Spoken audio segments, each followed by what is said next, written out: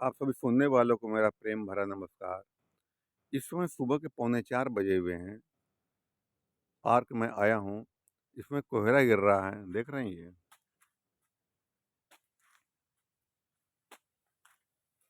इस पार्क में इस वक़्त कोई नहीं है, मैं अकेले टहल रहा हूँ मैं। लोग कहते हैं विनाश काले विपरीत बुद्धि। जब इंसान के सर पर पाप सवार होता है, इंसान की बुद्धि आँखें बंद कर देता है और पाप की आँखें खुल जाती हैं। फिर इंसान ऐसे कर्म कर लेता है कि अपना पूरा जीवन बर्बाद कर देता है। पाप अंधा होता है और जिसको सवार होता है उसको भी अंधा ही कर देता है। आज मैं पाप पुण्य की कहानी सुना रहा हूँ। एक बार पाप पुण्य में झगड़ा हो गया। पाप कहता मैं बड़ा हूँ, पुण्य कहता मैं बड़ा हूँ। दोनों झगड़ा करने लगे। उन्होंने कहा कि ऐसे बात नहीं बनेगी, कोई तीसरा फैसला करे कि हम दोनों में बड़ा कौन है। पाप कहता है मैं जिसके ऊपर सवार हो जाऊं उसकी बुद्धि भ्रष्ट कर देता हूँ, उसका पतन कर देता हूँ, मैं मिटा देता हूँ मैं उसको। पुण्य कहता है पापी पर मैं सवार हो जाऊं तो उसे अच्छा इंसान बना सकता हूं मैं, वो सारे बुरे कर्म छोड़ सकता वो है। दोनों में बात बनी नहीं। दोनों के भगवान विष्णु के पास, दोनों उनके भक्त थे इनके। भगवान विष्णु से उन्होंने कहा, हे प्रभु, आप हम दोनों में फैसला कर दिए बड़ा कौन है, जो आप कहेंगे आपकी बात मान ली जाएगी। भगवान विष्णु ने कहा मेरे दोनों भक्त हैं, अगर मैं एक एक को बड़ा बताता हूँ दूसरों को तकलीफ होगी। भगवान विष्णु ने कहा तुम दोनों को परीक्षा देनी पड़ेगी, जो परीक्षा में पास हो जाएगा उसको हम बड़ा घोषित कर देंगे। दोनों तैयार हो गए, कहले बोली करना क्या है। भगवान विष्णु ने कहा तुम दोनों ब्रह्मलोक जाओ, जहाँ ब्रह्मा जी फूल पर विराजमान और फूल की पत्ती तोड़ के ले आओ। दोनों निकले तो पाप चालाक था, उसको शॉर्टकट रास्ता मालूम था। पुण्य बेचारा सीधा था वो।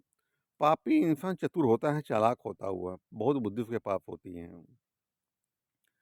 तो पाप पाप जो है शॉर्टकट रास्ते से पहुंच गया ब्रह्मलोक। आइए पुण्य बेचारा पीछे ही रह गया। तो ब्रह्मा जी समाधि में बैठे, आंख बंद कर समाधि में बैठे हुए थे। पाप ने सोचा इनको जगाएं और मांगे, वो दे न दे क्या भरोसा इनका। लेके फूल तोड़ के भाग चले जाके वहां पर। इसने मन में ख्याल आया, देखिए मन में ख्याल आता है इंसान के। जो पापी व्यक्ति होता है हमेशा उसके मन में बुरे ख्याल ही आते हैं। तो उसने फूल पत्ती तोड़ी और चला भागने लगा। ब्रह्मा जी अंतर्यामी थे, उन्हें आंखें खोली अपनी, कहने पापी पाप तू चोरी करके जा रहा है यहाँ से, जा तू अंधा हो जा। वो खड़े खड़े वहाँ अंधा हो गया वो। तब तक पुण्य भी आ गया। कहने लगे प्रभु, उसने जब देखा कि अंधा हो गया, ब्रह्मा को क्षमा मांगी, प्रभु को क्षमा कर दीजिए और हमें एक पत्ती दे दीजिए। ब्रह्मा ने कहा तेरा विरोधी तू क्षमा क्यों मांग रहा है। पुण्य का प्रभु ये अज्ञानी है, इसने गलती कर दी, इसको क्षमा कर दीजिए इसको। ब्रह्मा जी ने कहा इसको मैं श्राप दे चुका हूँ, वापस नहीं ले सकता है, लेकिन मैं इसको एक वरदान दे रहा हूँ, जब ये तुम्हारे शरण में आएगा तो इसकी आंखें खुल जाएंगी। ब्रह्मा जी उसको पत्ती दे दी उसको। तो पाप तब से अंधा ही हो गया, अंधा ही है। जिसके ऊपर सवार होता है उसको अंधा कर देता है। और जब इंसान पश्चाताप होता है कि मैंने क्या कर दिया, तब आंखें खुलती उसकी हैं, लेकिन तब तक बहुत देर हो चुकी होती है। कहते हैं चिड़िया चुग गई खेत, पाछे पछताए क्या हो। पाप इंसान का विनाश कर डालता है। इतिहास उठाकर देखें तो पता चलता है कि रावण कितना बड़ा महान था, लेकिन मन में पाप आया सीता हरण का और करके अपना ही नाश कर लिया उसने। दुर्योधन के मन में पाप आया कि पांडवों का राज हड़प लें और तमाम कुचक्र किए उसने। आखिर उसका पूरा समूल नाश हो गया। कंस कंस था, मन में उसके पाप आया और पूरा पूरा नाश हो गया, उसकी मृत्यु हो गई। कहते हैं निर्दोष को जिसने सताया उसका तीनों गया तेज बल और वंश। अपनी आंखन देख लो चलेगा रावण कौरव कंस। इस प्रकृति को जरा ध्यान से देखो तो मालूम पड़ता है कि जो भी पाप कर्म कर रहे हैं जरा उनका जीवन झांक के देखो।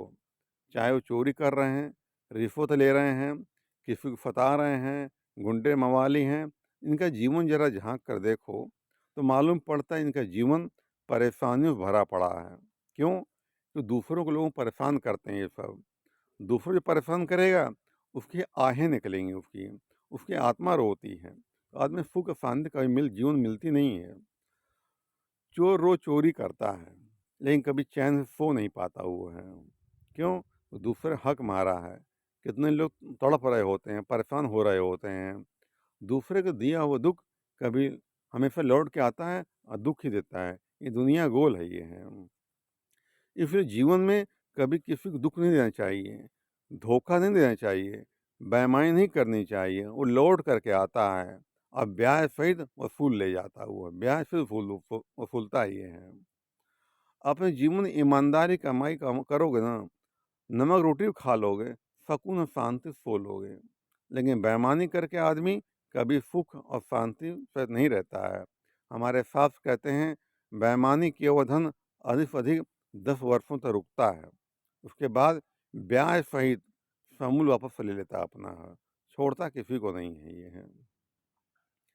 इसलिए अपने जीवन में ईमानदारी की कमाई का ईमानदारी की रोटी खाएं, हमेशा सुखी और शांत रहेंगे। धन्यवाद।